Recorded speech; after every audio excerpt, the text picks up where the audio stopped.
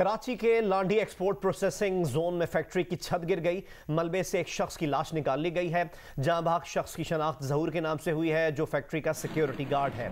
दूसरे शख्स की तलाश के लिए रेस्क्यू ऑपरेशन जारी है। इसकी डिटेल से हमें आगाह करेंगे नुमाइंदा जियो न्यूज़ कमर अली। जी, इस वक्त हम लांडी प्रोसेसिंग जोन में मौजूद हैं, जहां पर गुज़िश्ता रोज़ जो है 3 मंजिला इमारत फैक्ट्री की इमारत जो है मुनज़्ज़म हो गई थी। एक शख्स की तलाश का काम जो है वो इस वक्त भी जारी है।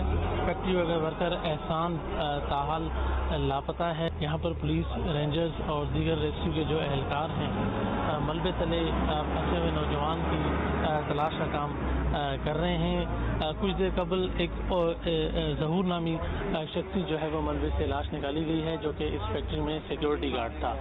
गुज़िश्ता रोज़ जब ये हादसा पेश आया था तो 3 अफराद को जो है वो फैक्ट्री के मलबे से निकाला गया था।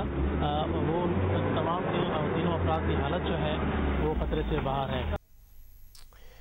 कोरोना अपडेट आपसे शेयर करें। पाकिस्तान में गुज़िश्ता 24 घंटे के दौरान कोरोना से मजीद 84 अफराद इंतकाल कर गए हैं। NCOC के मुताबिक गुज़िश्ता रोज़ कोरोना के 50,393 टेस्ट किए गए। 24 घंटों में कोरोना वायरस के 1,923 नए केसेस सामने आए। कोरोना मुस्बत केसेस की शरह अगर एक दिन का जायजा देखा जाए तो तकरीबन 4% रही।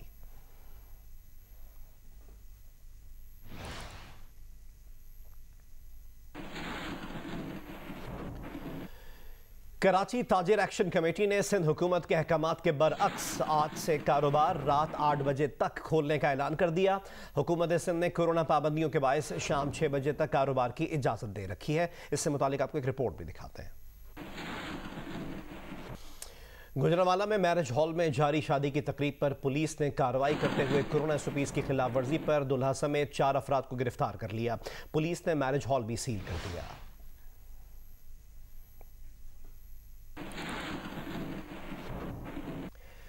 कराची के इलाके नाजिमाबाद में पुलिस की मुबैना फायरिंग से एक शख्स जाँ बहक हो गया। पुलिस का दावा है कि सादा लिबास और बावर्दी एहलकार मनशियात फरोशी के मुनज़्ज़म होने के इत्तला पर इलाके में गए थे। गलियों में फायरिंग का तबादला हो गया, जिससे चिप्स बेचने वाला एक शख्स जाँ बहक हुआ। तहकीकात की जा रही है कि हलाक शख्स को किसकी गोली लगी। अहले इलाका कहते हैं कि 45 बरस का उस्मान पुलिस की फायरिंग का निशाना बना। फायरिंग करने वाले दोनों एहलकारों को पकड़कर रेंजर्स के हवाले किया।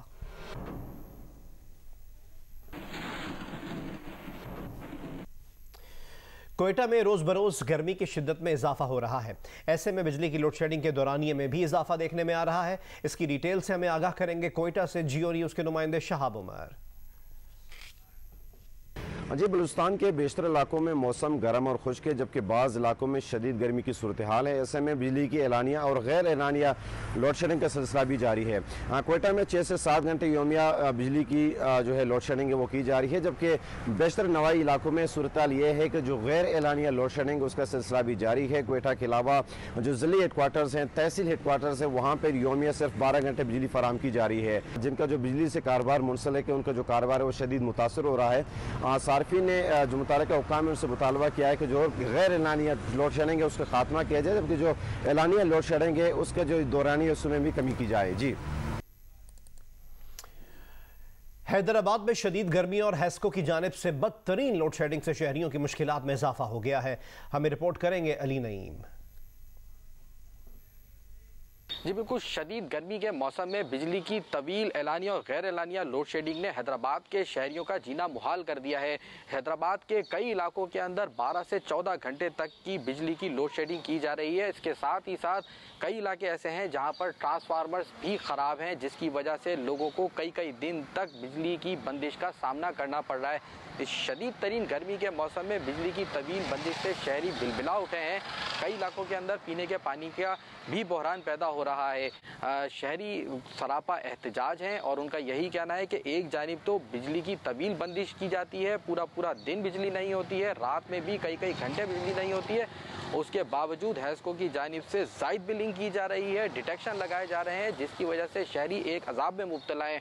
उनका कहना है कि वज़ीर आज़म पाकिस्तान हैस्को की जानिब से बिजली की एलानिया और गैर एलानिया तवील बंदिश का नोटिस लें और शहरियों को ज़ायद बिलिंग और डिटेक्शन के अजाब से छुटकारा दिलाने के लिए अपना किरदार अदा करें और शहरियों को रिलीफ फराहम करें। जी, दीगर खबरें शामिल करें और आपको बताएं कि 40 में 31 सिफारिशात पर अमल के बाद फैटिफ एशिया पैसिफिक ग्रुप ने पाकिस्तान को तौसीशुदा से फॉलो अप फहरिस्त में शामिल कर दिया है। म्यूचुअल इवैल्यूएशन रिपोर्ट में फैटिफ ने पाकिस्तान की पेशरफ्त का इतराफ़ किया है। वजारत खजाना ने रिपोर्ट का खैर मकदम करते हुए कहा कि सिफारिशात पर अमल दरामद पाकिस्तान की फैटिफ मामलात पर संजीदगी का मजहर है। पाकिस्तान ने सिफारिशात पर अमल दरामद के लिए 14 विफाकी और 3 सूबाई कवानीन में तरमीम की हैं। इन कवानीन से न सिर्फ निज़ाम मजबूत हुआ बल्कि इस्तेहकाम भी सामने आया है। पाकिस्तान इंसदाद मनी लॉन्ड्रिंग और एंटी टेरर फाइनेंसिंग के लिए आलमी मयार पर पूरा उतरा है। पाकिस्तान ने एशिया पैसिफिक ग्रुप में दोबारा दर्जाबंदी के लिए रिपोर्ट जमा कराई है।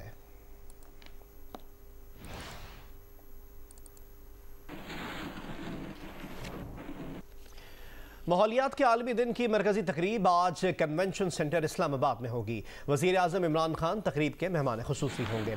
तकरीब में चीनी सदर और अक़वाम मुत्तहिदा के सेक्रेटरी जनरल समेत कई आलमी लीडर्स के पैगामात नशर किए जाएंगे। वज़ीर आज़म इमरान खान अपने खिताब में अब तक की कार्रवाई और नए अहदाफ बताएंगे। Great pleasure today to plant our billionth tree. This is part of the United Nations decade of ecosystem restoration. This is Pakistan's contribution. We also have started another ambitious program of increasing our national parks. The idea is by adding to our national parks that we increase our tree cover, we protect our wildlife. वज़ीर आज़म इमरान खान का कहना है कि पाकिस्तान ने अफगानिस्तान में strategic गहराई की अशरों पुरानी पॉलिसी बदल दी है। पाकिस्तान को अफगान अवाम की मुंतखब करदा हुकूमत से मामलात करने चाहिए। अपनी पसंद की अफगान हुकूमत की ख्वाहिश नहीं रखनी चाहिए। गैर मुल्की खबर एजेंसी रॉयटर्स को इंटरव्यू में उन्होंने कहा कि पाकिस्तान अफगानिस्तान से अमरीकी फ़ौजी इनखला से पहले अफगानिस्तान के मसले का सियासी हल चाहता है। अमरीकी इनखला के ऐलान से अफगान तालिबान समझने लगे हैं कि वो जंग जीत चुके हैं। अमरीकी इनखला के बाद अफगान तालिबान से मसाहलियत आसान नहीं होगी। अफगान मसले पर पाकिस्तान में इस वक्त खासी तशवीश पाई जाती है। भारत से मुज़ाकरात के बारे में बात करते हुए इमरान खान ने कहा कि मकबूजा कश्मीर की खुसूसी हैसियत ख़त्म करके भारत ने सुर्ख लकीर पार की है।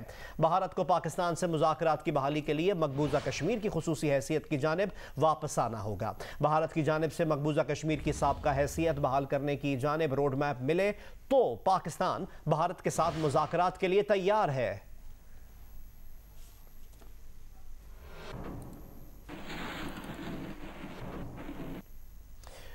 मुजफ्फरगढ़ में छापा, फ्रॉड की नई मिसाल कायम करने वाला मुन्ना शेख पकड़ा गया। मुलजिम ने सन 2018 के आम इंतखाबात में हल्का NA 182 से आज़ाद उम्मीदवार की हैसियत से इलेक्शन लड़ा था। असासों की मालियत 4 खरब रुपए से जायद जाहिर करके शोहरत हासिल की थी। अब हसास इदारे का जाली ऑफिसर बनकर पुलिस अफसर को धमकाने के जुर्म में गिरफ्तार कर लिया गया।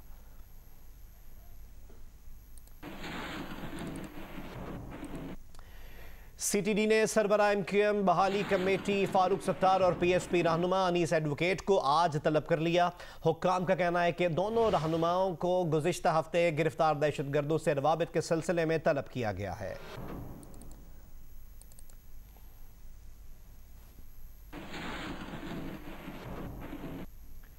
सक्खर के मुख्तलिफ इलाकों में एक हफ्ते से पानी की किल्लत के बायस शहरियों को सख्त गर्मी में शदीद मुश्किलात का सामना है। शहर में फराहमी आब के जिम्मेदार इदारे सक्खर म्यूनसिपल कॉरपोरेशन और महकमा पब्लिक हेल्थ किल्लत आब की जिम्मेदारी एक दूसरे पर डालने लगे। हमें रिपोर्ट करेंगे यासिर फारूकी। दरियाए सिंध के किनारे आबाद सक्खर शहर के गुंजानाबाद इलाके, न्यू पिंड, पुराना सक्खर समेत दीगर इलाकों में शहरी गुज़िश्ता एक हफ्ते से शदीद गर्मी में पानी की बूंद बूंद को तरस रहे हैं, जो दूर दराज के इलाकों से पानी भरकर लाने पर मजबूर हैं। पानी भरने जाते हैं तो फिर दिहाड़ी से महरूम हो जाते हैं, फिर बच्चे ये है कि भूखे रह जाते हैं। सक्खर म्यूनिसिपल कॉर्पोरेशन और महकमा पब्लिक हेल्थ मुश्तरका तौर पर शहर भर में पानी सप्लाई करने के जिम्मेदार हैं, मगर दोनों इदारे ही अपनी गफलत को नजरअंदाज करके किल्लत आब की जिम्मेदारी एक दूसरे पर डाल रहे हैं। गर्मी होने की वजह से पानी की डिमांड ज़्यादा है और सप्लाई कम है, जो कि पब्लिक हेल्थ की रिस्पॉन्सिबिलिटी है, वो परफॉर्म नहीं कर पा रहे, इस वजह से शॉर्टेज है। डिस्ट्रीब्यूशन का थोड़ा मसला है, वो तो हम म्यूनसिपल वालों के पास भी है, वो करते हैं।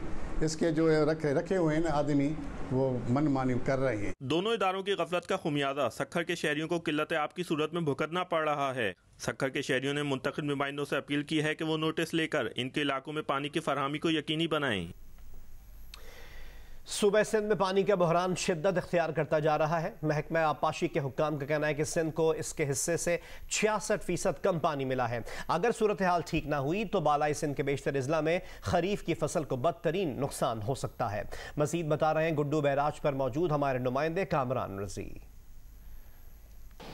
सिंध में पानी का बहरान हर दिन गुजरते के साथ ही शिद्दत इख्तियार करता जा रहा है। इस वक्त मैं मौजूद हूँ गुड्डू बैराज कश्मोर में, और ये आप मेरे पीछे देख सकते हैं, ये अप स्ट्रीम है जो पंजाब से पानी गुड्डू बैराज में आता है और फिर यहाँ से पानी की तकसीम होती है सिंध के मुख्तलिफ इलाकों के लिए, और यहाँ से ही बलूचिस्तान के लिए भी पानी जो है वो जाता है। ये मेरे दाएं जानिब ये आप देख सकते हैं कैनाल है। इस वक्त हमारे साथ मौजूद हैं सुप्रीडेंट इंजीनियर महकमा आबपाशी सिंध के अयाज मेमन साहब।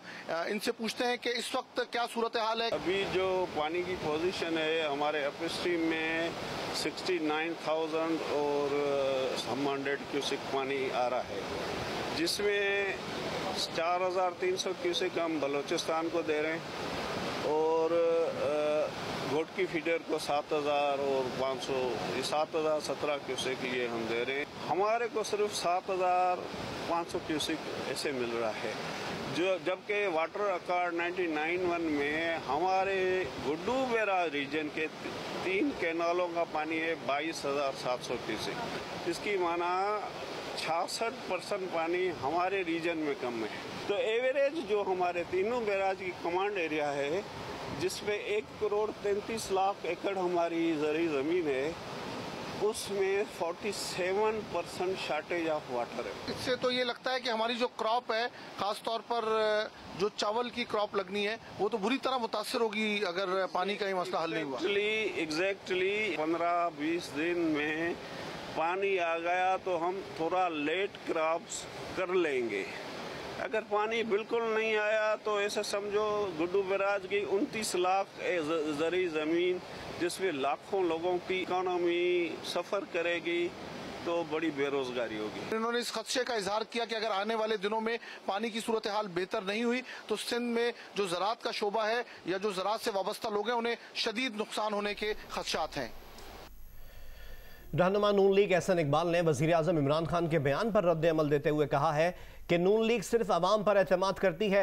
ये तो इमरान खान थे जो अंपायर की उंगली खड़ी होने का दावा करते रहे और अपने साथियों से कहते थे कि उनसे कहो कि नवाज शरीफ से इस्तीफा लें।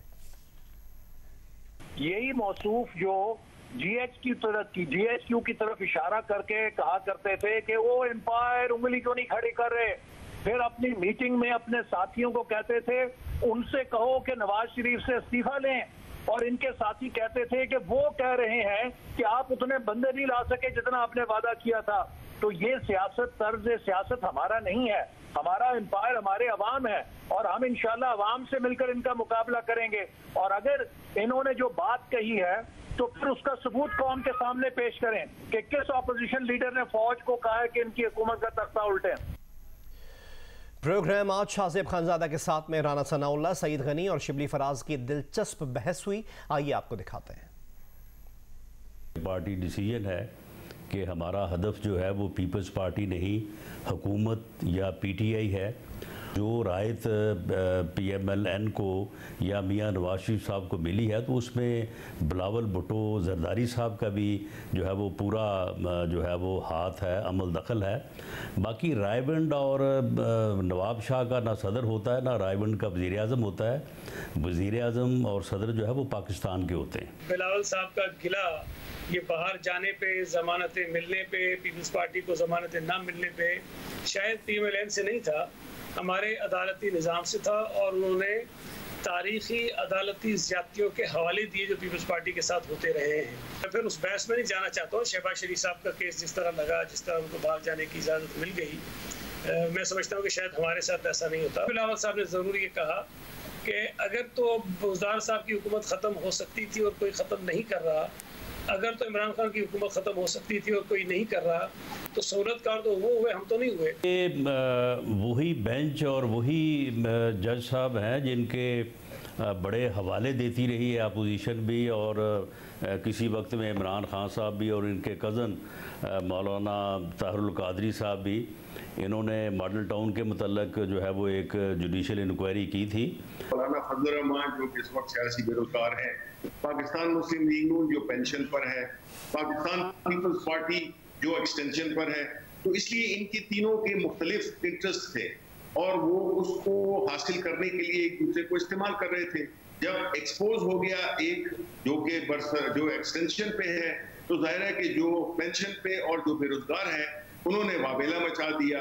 तो इनकी तो शुरू दिन से ये इनकी एक कॉज नहीं थी। फायदा तो पीपल्स पार्टी ने लिया है इन द सेंस क्योंकि उनके पास गवर्नमेंट है, उनके पास एक सूबाई जमात है, उसको सूबे में इक़्तिदार मिला हुआ है, वो क्यों कुर्बान करेंगे अपनी। तो उन्होंने अपनी जो रिजिग्नेशंस का जो इशू था वो उन्होंने उसको नहीं माना। जब ये बातें कर रहे थे सईद गनी और राना सनाउल्लाह साहब, तो मुझे अपने वाले साहब का एक शेर याद आ रहा था, और वो था कि सब अपने अपने करीने से मुंतजर उसके, किसी को शुक्र किसी को शिकायतें करनी। तो पीएमएल नून वाले शिकायतें कर रहे हैं, पीपल्स पार्टी वाले शुक्र कर रहे हैं। आपके वालिद के बाकी शेर भी आपको कभी याद आ जाया करे। वज़ीर ख़जाना शौकत तरीन की ज़ेर सदारत कौमी इक़्तिसादी काउंसिल की एग्जीक्यूटिव कमेटी का इजलास हुआ। इजलास में पिंड दादन खान से जहलुम तक 128 किलोमीटर सड़क को दो रोया करने का मंसूबा मंजूर किया गया। मंसूबा 3 साल में 12 अरब 76 करोड़ रुपए की लागत से मुकम्मल किया जाएगा। इजलास में M8 तुरबतमंद शाहरा की ईरानी सरहद तक तामीर नौ और खुजदार कुचलाक रोड दो रोया करने के मंसूबे भी मंजूर किए गए। इजलास में गिलगित से शंदूर सड़क की तामीर का मंसूबा भी मंजूर किया गया। इजलास में सिंध के 12 अजला में फ़रोग़ तालीम का 27 अरब रुपए से ज़ायद का 5 साला मंसूबा, जबकि कराची में 31 अरब रुपए से ज़ायद का IT पार्क की तामीर के मंसूबे की मंजूरी भी दी गई।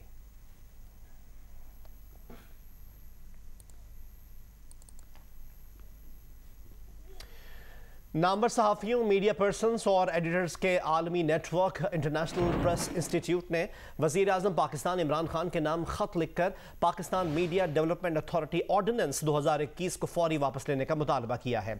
इंस्टीट्यूट ने मुजवज़ा ऑर्डिनेंस को पाकिस्तान में आज़ादी सहाफ़त को तबाह करने के मुतरादिफ करार दिया।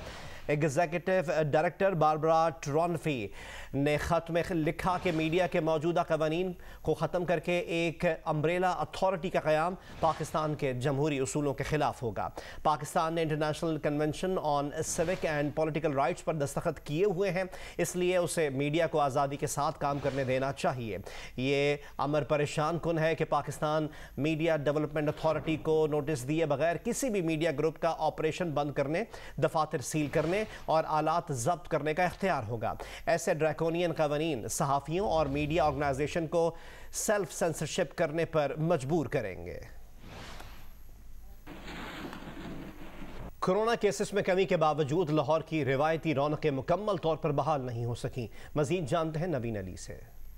कोरोना वायरस के बायस कभी लाहौर को लॉकडाउन का सामना करना पड़ा तो कभी इसमें नरमी भी हुई, लेकिन बहुत सी सरगर्मियों के साथ साथ नुमाइशों पर पाबंदी ताहाल बरकरार है। लाहौर के एक आर्टिस्ट परवेज अख्तर ने कोरोना लॉकडाउन के दौरान सुनसान होने वाले लाहौर की तस्वीर कशी की। जिंदा दौरा इंग्लैंड और वेस्ट इंडीज के लिए पाकिस्तान की तीनों फॉर्मेट की क्रिकेट टीम्स का ऐलान कर दिया गया। हारिस सुहेल और इमाद वसीम की स्क्वाड्स में वापसी हुई है। आजम खान T20 और सलमान आगा वनडे टीम में पहली बार शामिल हुए हैं। शोएब मलिक और वहाब रियाज सेलेक्टर्स का एतमाद हासिल न कर सके। ताबिश खान को ड्रॉप कर दिया गया।